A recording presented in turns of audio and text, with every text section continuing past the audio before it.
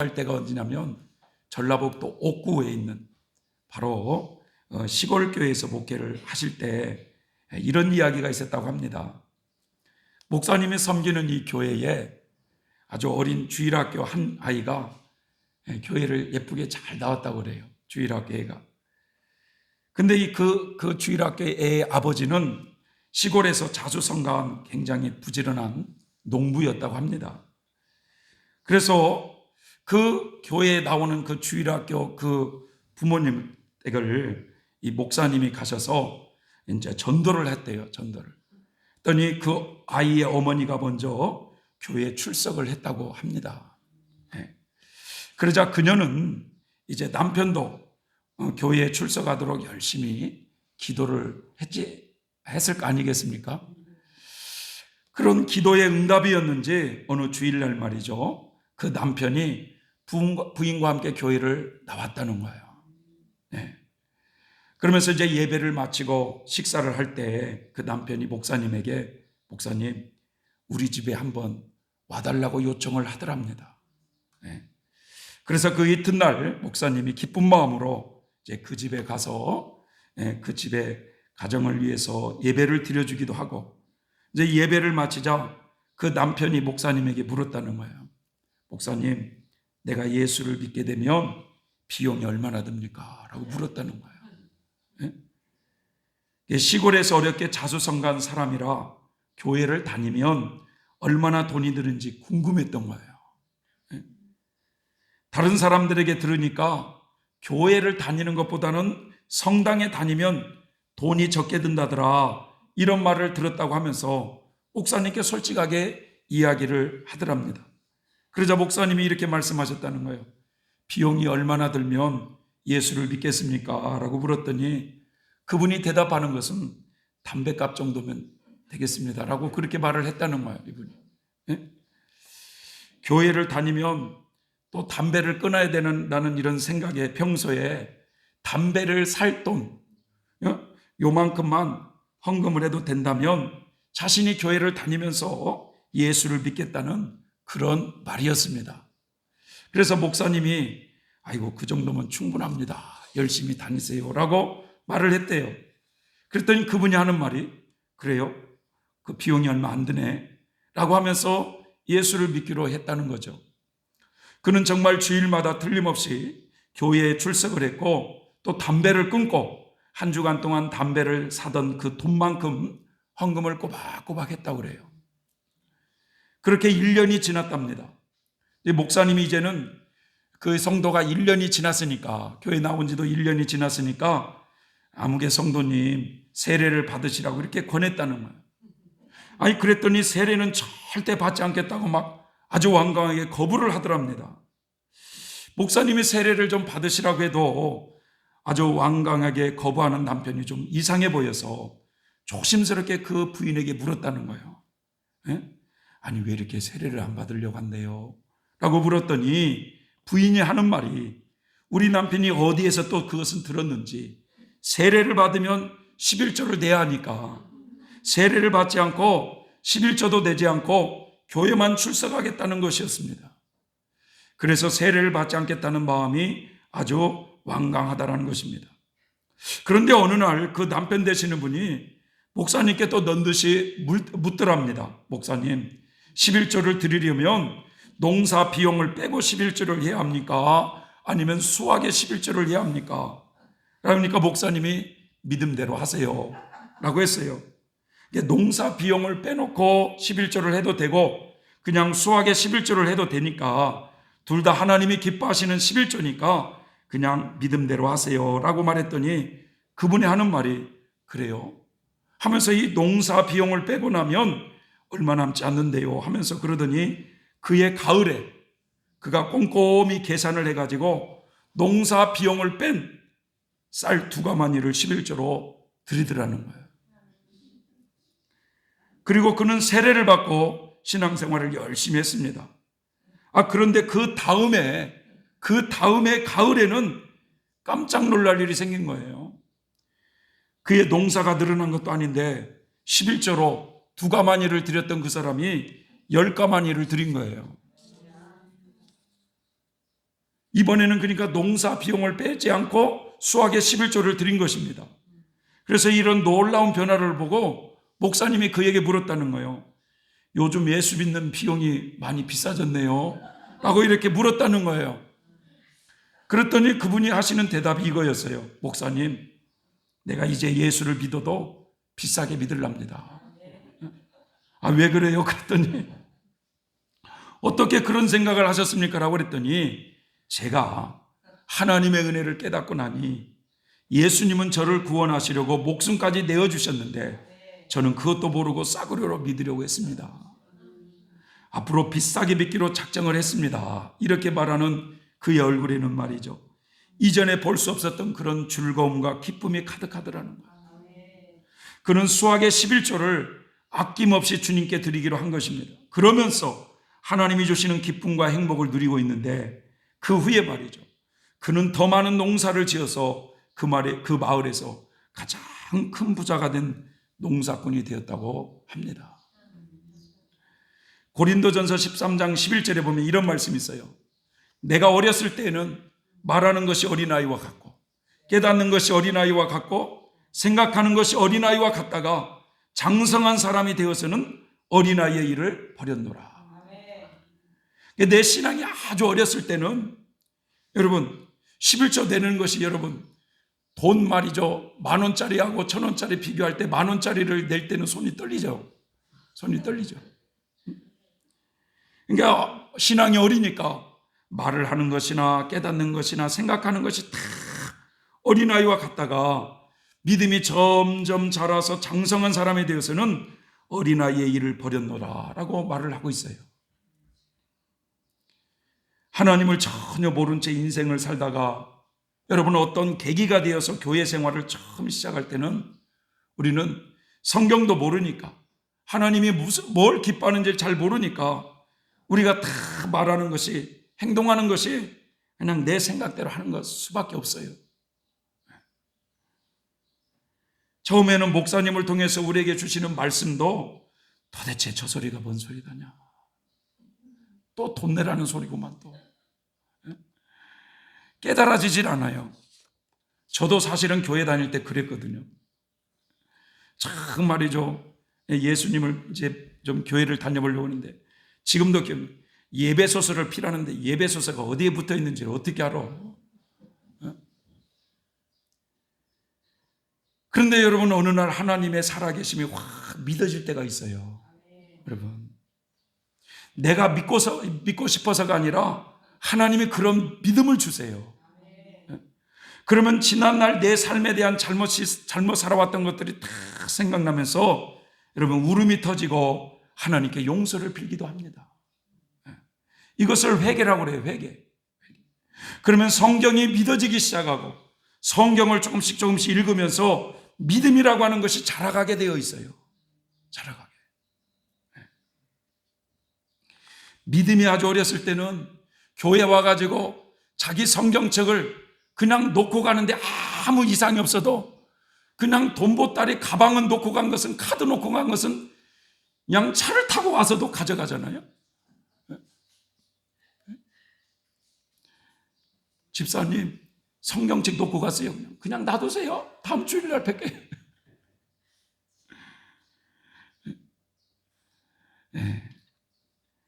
2000년 전에 십자가에 죽으신 예수라고 하는 그분이 그냥 이유 없이 죽은 것이 아니었구나.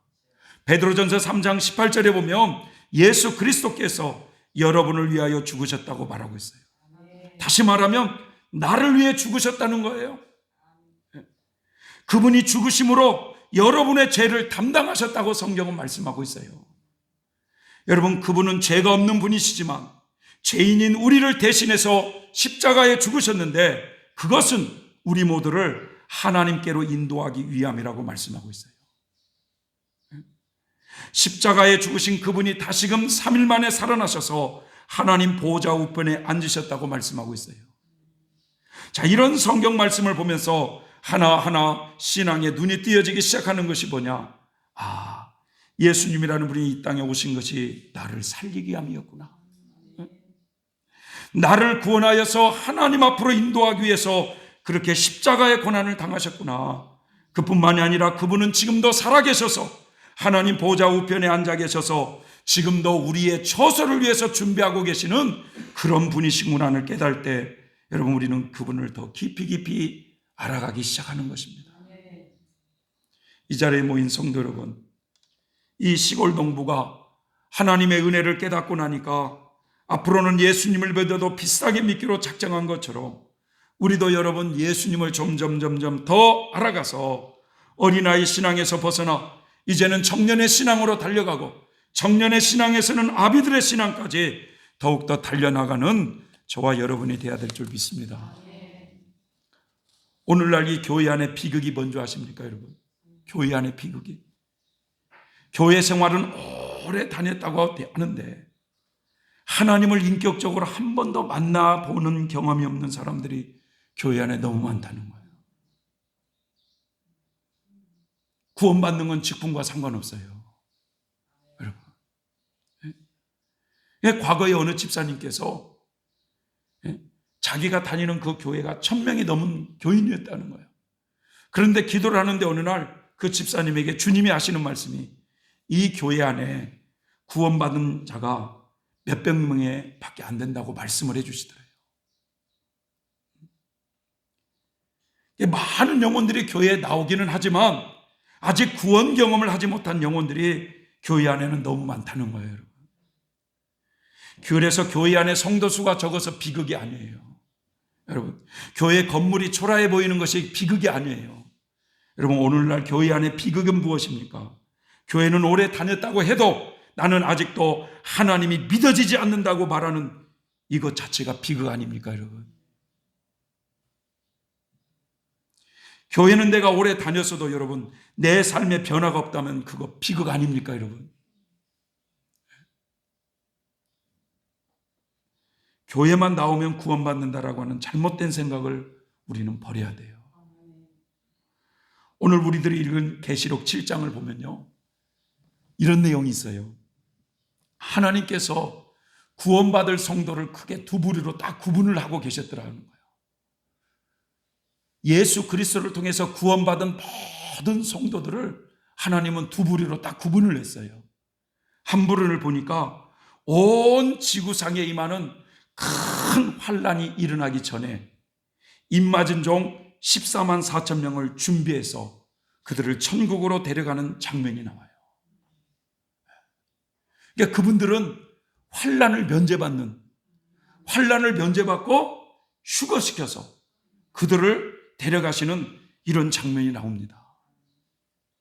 또 하나는 이제 온 지구상에 임하는 이 큰 환란을 통과해서 천국에 들어가는 셀 수 없는 무리들이 등장하는 모습이 나와요. 하나님은 왜 구원받는 성도들을 이렇게 크게 여러분 두 부류로 구분하시는가? 천국의 크게는 두 부류로 구분되기 때문에 그런 거예요. 아니 같은 천국인데 왜 크게 두 부류로 구분을 하느냐? 계시록 21장 24절에 보면 천국을 하나님은 새 예루살렘 성과 그 성 아래에 빛 가운데 살아가는 만국 백성으로 구분을 했어요. 새 예루살렘 성에서 영원히 살아가는 성도들이 있는가 하면 그 성 밑에, 그 밑에서 수많은 백성들이 살아가는 만국 백성으로 구분을 하고 있더라 이거예요. 그래서 새 예루살렘 성에 들어가서 영원히 살아가는 이런 성도들이 바로 입맞는 성도들로서 14만 4천 명 그분들이 들어가더라는 거죠. 그 성 아래에 만국 백성들이 살게 되는데 이 만국 백성들은 말 그대로 셀 수 없는 수많은 무리들이라는 거예요. 여러분, 오늘은 큰 환란을 통과해서 천국에 들어가는 이 셀 수 없는 무리들에 대해서 잠시 생각을 해보고자 합니다. 사도 요한이 천국에 입신을 했어요. 4장에 보면 이리 올라오너라, 내가 앞으로 너에게 되어질 일을 보여주겠다 하면서 사도 요한을 천국으로 입신시키셨어요. 그래서 사도 요한이 천국에서 입신하여서 딱 보니까 오늘 이 7장의 내용이 입맞은 종, 이마에 입맞는 종 14만 4천 명 위에도 엄청난 사람들이 그 천국에 모여 있는 것을 사도 요한이 본 거예요. 그 수가 너무 많아서 셀 수 없을 정도였습니다. 모든 나라와 민족과 언어를 초월해서 그 예수 그리스도를 믿었던 수많은 사람들이 하나님의 보좌와 어린 양 앞에 딱 서 있는 그 모습을 본 거예요. 그들의 모습을 보니 그들이 모두가 다 흰옷을 입고 있는 거예요. 흰옷을, 거룩한 옷을 입고 있어요. 그리고 또 손에는 종려나무 가지를 들고 있는 거예요. 이 종려나무 가지를 들고 있다는 것은 구원과 승리에 대한 찬양입니다. 네. 그러면서 그들이 그렇게 흰옷을 입고 거룩한 그 무리들이 큰 소리를 외치는 거예요. 뭐라고 외치느냐? 구원은 보좌에 계신 우리 하나님과 어린 양에게서 옵니다 라고 이렇게 외치는 거예요. 여러분, 사실 이 고백이요, 저와 여러분들도 거기에 포함되어 있다는 사실이죠. 그러게 여러분, 우리 다 같이 저를 한번 따라서 해보세요. 구원은 그 정도 소리가 아니에요. 구원은 보좌에 계신 우리 하나님과 어린 양에게서 옵니다. 그렇게 큰 소리를 외치니까 그 소리를 듣고 있던 천사들이요, 아멘 하는 거예요. 천사들이. 그러면서 뭐라고 하냐면, 천사들이 그 구원은 하나님께 있다고, 어린 양에게 있다고 그렇게 소리치는 구원받는 성도들의 그 소리에 화답하면서 천사가 뭐라고 하냐면, 아멘, 우리 하나님께 찬송과 영광과 지혜와 감사와 존귀와 능력과 힘이 영원토록 함께 하소서 하면서 그 천사들이 거기에 아멘으로 화답을 해요. 그러자 그때 그 하나님 보좌 주변에 있었던 그 24장로 중에 한 분이, 그 장로님이 아브라함 장로님인지 모세 장로님인지 우리는 알 수 없지만 그 어떤 장로님이 사도 요한에게 물어요. 이 흰옷을 입고 있는 이렇게 셀 수 없는 저 정권사가 누구며 도대체 저 사람이 어디서 나왔느냐, 이렇게 묻는 거예요. 지금 이렇게 흰옷을 입고 있는 이렇게 셀 수 없는 사람들이 도대체 누구며 어디에서 온 사람들이냐, 사도 요한에게 그렇게 물었어요. 그러니까 사도 요한이 잘 모르겠습니다 라고 말을 하자, 가르쳐 달라고 하니까 그 장로가 하는 말이, 이들은 큰 환난을 통과해서 들어온 자들이다. 큰 환난을 통과해서 들어온 자들인데 그 큰 환난을 통과하면서 어린 양의 피로 자신들의 그 행실을 씻어서 희게 한 뒤에 이렇게 흰옷을 입고 천국에 들어온 자들인데, 이제 이들이 하나님의 보좌 앞에 나와서 그의 성전에서 하나님을 섬기고 있는데 보좌에 앉으신 분이 이들을 이렇게 보호하시면서 이들은 다시는 결코 배고픈 일이 없을 것이고 목마를 것이 없을 것이다. 뜨거운 햇볕도 그들에게 해를 입히거나 상하게 하지 못할 것이다. 왜냐하면 보좌에 계신 어린 양이 그들의 목자가 되셔서 생명수가 흐르는 샘으로 인도할 것이기 때문이다. 그리고 하나님께서 그들의 눈에서 흐르는 모든 눈물을 닦아주실 것이다 라고 하는 이 메시지를 하고 있는 거예요. 여러분, 이렇게 큰 환난을 통과하여 천국에 들어온 성도들은 교회 시대 동안 입맞는 종 14만 4천 명 이외의 성도들로서 저와 여러분들도 여기에 다 포함된 것이고, 장차 대환란이 오기 전에 여러분 죽은 성도들도 여러분 여기에 다 포함이 되는 거예요. 그러기에 여러분, 이 말씀은 저 하나님의 심판대가 있는 영역을 통과해서 천국에 들어오는 성도나 이 땅에서 대환란을 맞이해서 대환란을 통과해서 흰옷을 입고 천국에 들어가는 그런 모든 성도들의 고백인 것입니다. 여러분, 이 큰 환난을 통과하여 천국에 들어온 셀 수 없는 이 무리들은요, 어린 양의 피에 자기들의 행실을 씻었다고 말씀하고 있어요. 그러니까 여러분, 장차 이제 대환난에 들어갈 때 우리 성도들이 명심해야 될 것은 뭐냐? 우리 그때는 우리의 부끄러운 행실이 나타날 때마다 예? 부지런히 예수님의 보혈을 의지해서 회개 생활을 잘해야 된다는 거예요. 회개 생활. 어느 성령께서 기도 중에 환상으로 딱 보니까 예수님의 모습이 딱 보이는데 말이죠. 예? 세상에 예수님은 그 십자가상에서 한번 피 뿌려 죽으심으로 다 끝난 줄 알았더니 그 예수님의 그 옆구리에, 그 창자고난 그 옆구리에서 폭포수 같은 예수님의 피가 흐르기 시작하는데, 강물이 되어 흐르기 시작하는데, 한쪽은, 그 피의 강물이 한쪽은 저 영계에 하나님의 심판대가 있는 그곳에서 연단을 받고 있는 성도들에게 그 피가 흐르기 시작하고, 한쪽은 강물이 돼가지고, 이 피의 강물이 돼가지고 이 세상으로 흘러가고 있는 그 환상을 보더라는 거예요. 여러분, 이것은 무엇을 의미할까요? 여러분, 이 땅에 살고 있는 성도들이 회개할 때마다 그 예수님의 보혈의 은총으로 씻겨진다는 의미요, 저 영계에서도 하나님의 심판대가 있는 성도들이 연단을 받으면서 회개할 때마다 예수님의 보혈로 씻겨진다는 의미인 거예요.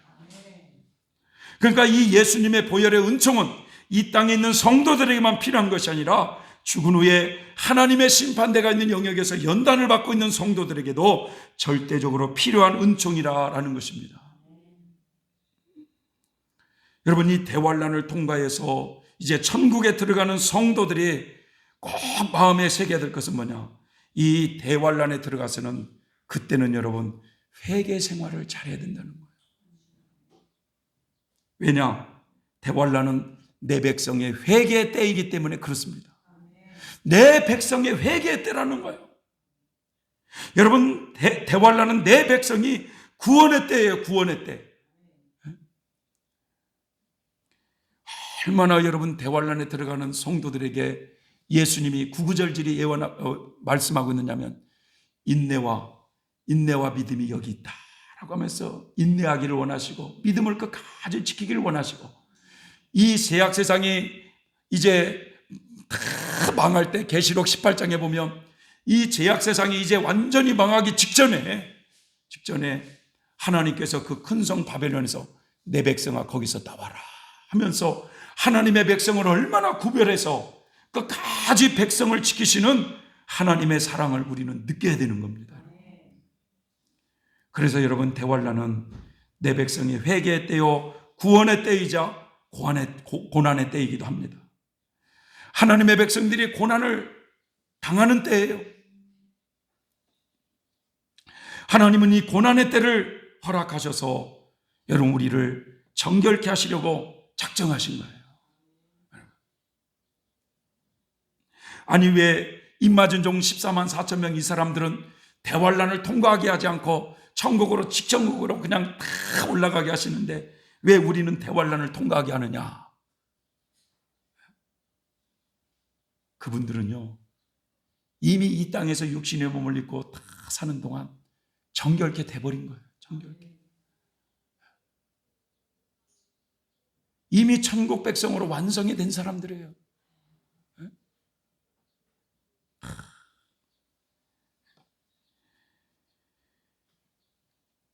그 이성복 목사님이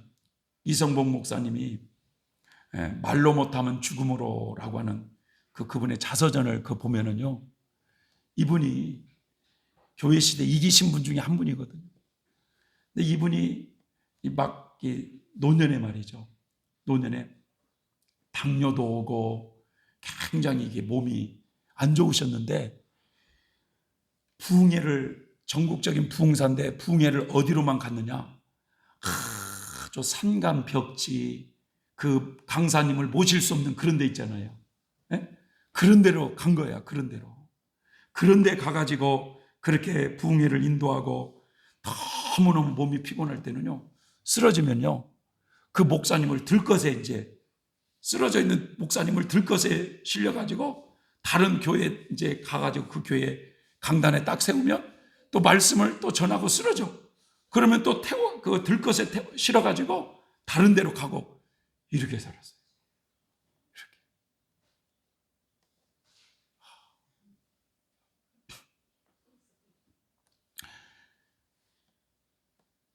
지금도 피곤한데 여러분, 그렇게 피곤해가지고 제가 주일 예배를 못 하는 우리 장로님이 들것 준비해가지고 여기다 세웠으면은 제가 A씨, B씨, 이 C가 나올 수도 있어요.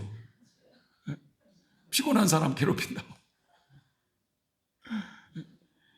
이 교회 씨에 입맞는 종들은 그렇게 살았다는 거예요. 이게 어린 양이 어디로 인도하든지 따라가는 사람. 그 입에는 거짓말이 없고 흠이 없는 자다. 참.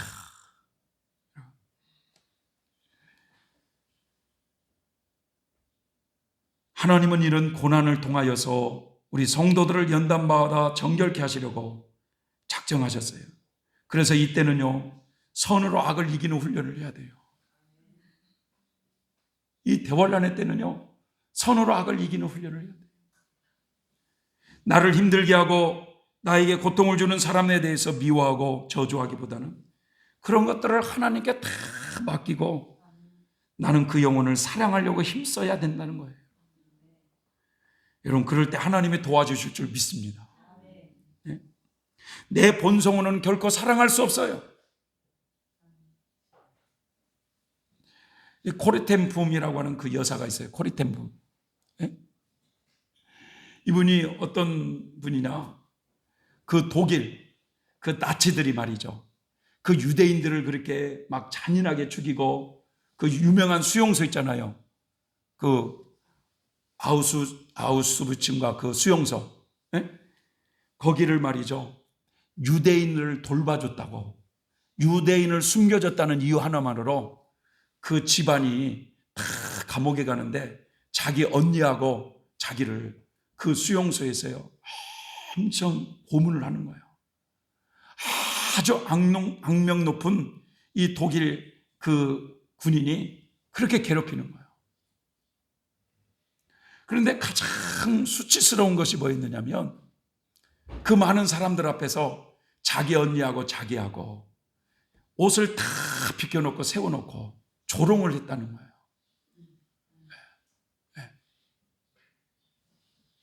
그런데요, 언니는 그렇게 해서 죽었어요.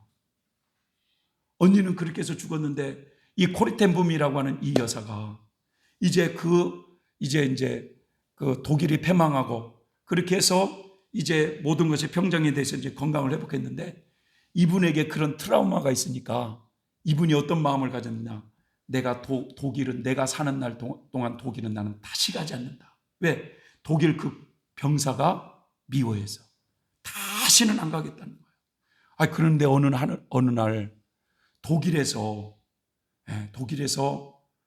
이분을 초청하는 거예요. 그래서 안 가겠다고 자꾸 그런데도 성령은 가라는 거예요. 그래가지고는 어느 강연실에 가가지고 강연을 하는데, 이게 웬일이에요? 자기 언니하고 자기를 괴롭혔는 그 독일 병사가 거기 앉아 있어요. 그것을 보는 순간 피가 거꾸로 흘렀다고 그래요. 그런데 이제 강연을 마치고 그 병사가 터벅터벅 나오더니 그 코리텐붐 여사에게 손을 내밀면서 저를 아시겠습니까? 라고 하면서, 제가 하나님의 은혜로 구원을 받았는데 저를 용서해 주시겠습니까? 라고 손을 내는데, 이 코리라고 하는 여인이 손을 내밀고 싶지 않는 거야. 그런데 성령은 코리야 손을 내밀어라. 자꾸 이 마음을 주는 거야. 그래, 완전히 자기 마음은 아닌데 그냥 성령에 이끌려서 이 손을 딱 내밀 때 놀라운 일이 벌어졌다는 거예요. 그렇게 증오하고자 하는 그 마음은 온데간데 없고, 하나님께서 자기에게 주시는 이 놀라운 기쁨과 평강을 내려주시는데, 거기서 알았다는 거예요. 하나님께 나는 할 수 없지만 순종할 때 하나님이 놀라운 역사를 이루시는구나.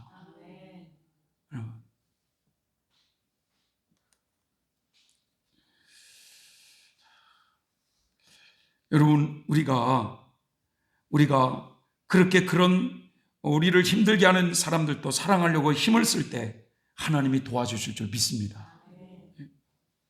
우리의 본성으로는 결코 사랑할 수 없지만 내가 사랑하려고 손 내밀 때 하나님은 도와주세요.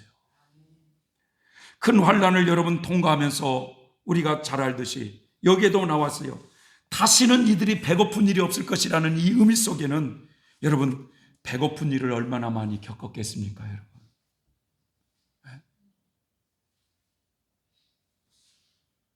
사실 우리나라는 지금 아직 이걸 피부로 못 느끼지만 여러분 지금 전쟁이 터졌던 우크라이나나 이런 데는요,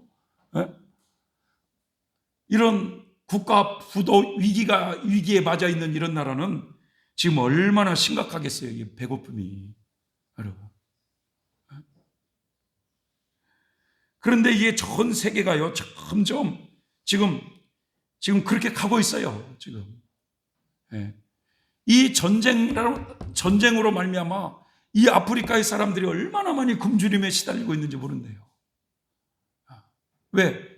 세계 제1의 곡창지대가 전쟁으로 지금 이렇게 돼버렸으니까.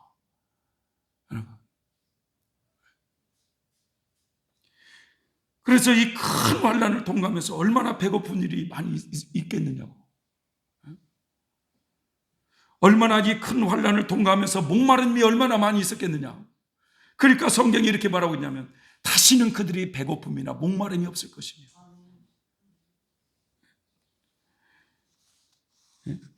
아니 여기에는 성경에는 말이죠 이런 말씀도 있어요. 다시는 그들이 말이죠 해의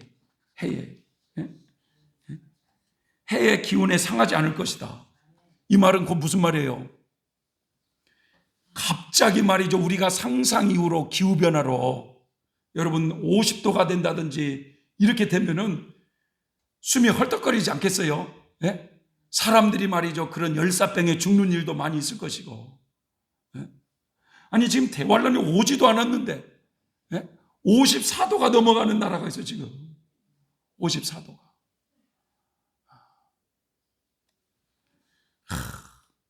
지금 저는 지금 오늘은 그래도 그나마 좀 선선한데 여러분 저는 열체질이에요. 열체질. 그러니까 굉장히 더위를 힘들어하는데 세상이 어제도 그렇게 뜨거운 날씨에 김 목사님이 그러더라고. 정오기도를 드릴 때 조금 여기 조끼 잠바를 벗고 그냥 팔 긴 것만 입고 했더니 감기가 쏙 들어오더라는 감기가. 그분은 지금 나 같으면 더워 죽겠는데 그분 때문에 지금 이거 틀었어야 돼 지금 계속. 그래가지고 우리 4월달 되면은 이거 무슨 전기라고 그러죠? 그거 뭐 심야 전기를 항상 제가 내리면 이 심야 전기가 여러분 4,000원 나왔어 전기료가 내리니까. 근데 이 심야 전기를 한여름도 켜야 되겠어 지금 한여름도.